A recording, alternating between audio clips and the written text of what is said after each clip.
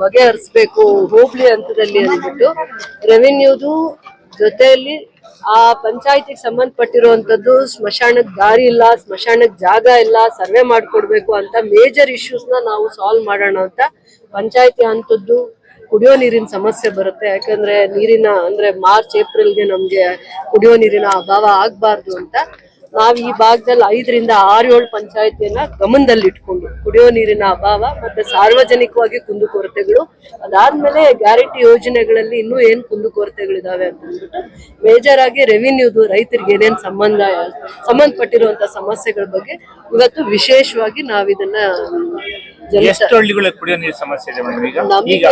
ನಮಗೆ ಇವಾಗ January first week second ವೀಕ್ಗೆ ಸಮಸ್ಯೆ ಇಲ್ಲ, ಕುಡಿಯೋ ನೀರಿನ ಅಭಾವ ಬೋರ್ವೆಲ್ಸ್ ಇನ್ನೂ ಬಂದಿಲ್ಲ. ಬಟ್ ನಾವು ಮಾರ್ಚ್ ಏಪ್ರಿಲ್ಗೆ ನಾವೊಂದು ಮಾಹಿತಿ ತಗೊಂಡಿರುವಂತದ್ದು ಪ್ರಕಾರ ಅಂದ್ರೆ ನೀರ್ ಕಡಿಮೆ ಆಗುತ್ತೆ ಅನ್ನುವಂತ ಒಂದು ಸ್ಟಾಟಿಸ್ಟಿಕ್ಸ್ ತಗೊಂಡಿರೋ ಪ್ರಕಾರ ನಮ್ ಇಡೀ ಗ್ರಾಮೀಣ ಭಾಗದಲ್ಲಿ 83 ರೀಡ್ರಿಲ್ ಮಾಡೋದಕ್ಕೆ ನಮ್ಗೆ DC ಪರ್ಮಿಷನ್ ಸಿಕ್ಕಿದೆ. ಅದೇ ತರ ನಗರ ಭಾಗದಲ್ಲೂ ಕೂಡ 62 ನಗರ ಭಾಗದಲ್ಲಿ 62, ಗ್ರಾಮೀಣ ಭಾಗದಲ್ಲಿ 83ಗೆ ಅಪ್ರೂವಲ್ ಸಿಕ್ಕಿದೆ. ಅದು ಡ್ರಾಟ್ ಅಂತ ಡಿಕ್ಲೇರ್ ಮಾಡಿದ್ರಲ್ಲ ಡಿಸೆಂಬರ್ ಅಲ್ಲಿ, ಆ ಸಂಬಂಧವಾಗಿ ನಮ್ಗೆ ಎರಡೂ ಕಡೆ 150 ರಿಂದ 160 ಬೋರ್ವೆಲ್ಸ್ಗೆ ರೀಡ್ರಿಲ್ಗೆ DC ಹೆಡ್ ಆಫ್ ಅಕೌಂಟ್ ಇಂದ ಈ 2 ತಿಂಗಳಲ್ಲಿ ಡ್ರಿಲ್ ಮಾಡ್ತಾರೆ. ಅದ್ ಸ್ವಲ್ಪ ಕುಡಿಯೋ ನೀರಿನ ಅಭಾವನ ಸುಧಾರಿಸೋದಕ್ಕೋಸ್ಕರ.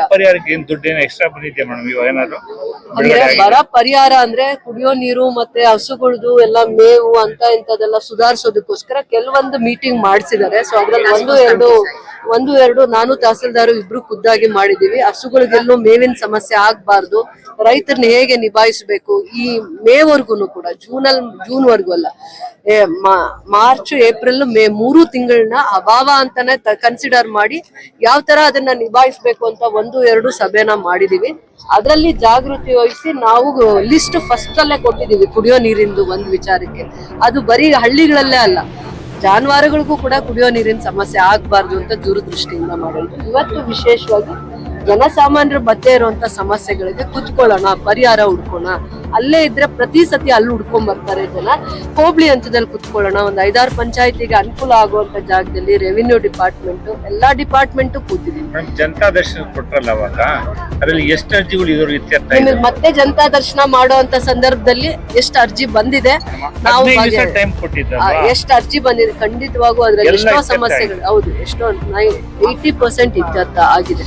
ಕೆಲವೊಂದು ಸಮಸ್ಯೆಗಳು ಎಲ್ಲಿರುತ್ತೆ ಅಂದ್ರೆ ಕೋರ್ಟ್ ಅಲ್ಲಿ ಇರುವಂತವನ್ನ ನಾವು ಇತ್ಯರ್ಥ ಮಾಡಕ್ಕಾಗಲ್ಲ. ರೆವಿನ್ಯೂ ಮ್ಯಾಟರ್ಸ್ ಅಲ್ಲಿ ಯಾರು ಅಪ್ಲಿಕೆಂಟ್ ಏನಿರ್ತಾನೆ ಕೋರ್ಟ್ಗೆ ಹೋಗಿರ್ತಾನೆ, ಅಪ್ಲಿಕೆಂಟ್ ಯಾರು ಕೋರ್ಟ್ಗೆ ಹೋಗಿರ್ತಾರೆ ಅಂತ ಸಮಸ್ಯೆಗಳನ್ನ ನಾವು ಬಗೆಹರಿಸಕ್ಕೆ ಆಗಲ್ಲ.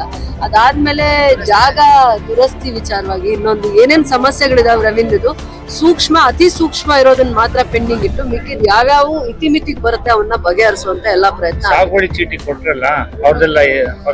ಮಾಡ್ತೀವಿ ನಾವು. ಈಗ ಆಯ್ತು ಇವಾಗ ಮಾಡ್ತೀವಿ. ನೆಕ್ಸ್ಟ್ ಕಮಿಟಿ ಕುತ್ಕೊಳ್ಳಿಲ್ವಲ್ಲ, ನಮ್ ಸರ್ಕಾರದಿಂದ ಕಮಿಟಿ ಆಗಿರೋದು ಮೊನ್ನೆ ಅಷ್ಟೇ. ಫಸ್ಟ್ ಮೀಟಿಂಗ್ ಆದಾಗ ಯಾರಿಗಿಂದ ಸಾಗುವಳಿ ಕೊಟ್ಟಿದ್ವಿ ಅದು ಫಸ್ಟ್ ಅಜೆಂಡಾ ಅಲ್ಲಿ ತಗೊಂಡು ಅವ್ರದ್ದೆಲ್ಲ ಖಾತಾದ ಏನೇನ್ ಸಮಸ್ಯೆ ಇದೆ ಅವ್ರು ಮತ್ತೆ ಓಡಾಡಬಾರ್ದು ವರ್ಷಾನ್ಗಟ್ಲೆ, ಅದನ್ನೇ ಪ್ರಿಯಾರಿಟಿಯಲ್ಲಿ ಮಾಡ್ತೀವಿ. ಅದಾದ್ಮೇಲೆ ನೆಕ್ಸ್ಟ್ ಯಾರ್ದು ಪೆಂಡಿಂಗ್ ಇತ್ತು 53 ಯಾರ್ದು ಪೆಂಡಿಂಗ್ ಇದೆ, 57 ಯಾರ್ದು ಪೆಂಡಿಂಗ್ ಇದೆ, ಬೇರೆ ಬೇರೆ ಎಲ್ಲಾ ಸಮಸ್ಯೆಗಳನ್ನು ಕೂಡ ನಾವು ಈಗ ಹಂತವಾಗಿ ಇದಕ್ಕೆ ಮುಂಚೆ ಸ್ವಲ್ಪ ನಮ್ಗೆ ರೆವಿನ್ಯೂ ಡಿಪಾರ್ಟ್ಮೆಂಟ್ ನಮ್ಗೆ ರೆಕಾರ್ಡ್ ರೂಮ್ ಕರೆಕ್ಟ್ ಆಗಿ ಶಿಫ್ಟ್ ಆಗಿರ್ಲಿಲ್ಲ. ಅದ್ರದ್ದು ಅರ್ಧ ಸಮಸ್ಯೆಯಿಂದ ಎಷ್ಟೊಂದು ಕೆಲಸ ಡಿಲೇ ಆಗ್ತಾ ಇತ್ತು. ಈಗ ಆಲ್ಮೋಸ್ಟ್ ನಮ್ಗೆ ರೆಕಾರ್ಡ್ ರೂಮ್ 99% ಶಿಫ್ಟ್ ಆಗಿದೆ. ಏನು ಬೇರೆ ಸಮಸ್ಯೆಗಳಿರೋದಿಲ್ಲ. ನಾವು ಕೂಡ ವಾರ್ ಫುಟ್ಟಲ್ಲಿ ಕೆಲಸ ಮಾಡುವಂತ ಉದ್ದೇಶ ಇಟ್ಕೊಂಡಿದೀವಿ, ಮಾಡ್ತೀವಿ. ಜನಪರವಾಗಿ ನಿಂತು ಕೆಲಸ ಮಾಡ್ಬೇಕು ಅನ್ನುವಂತ ಕಳಕಳಿಯಿಂದ ಮಾಡ್ತೀವಿ. ಎಸ್, ಧನ್ಯವಾದ.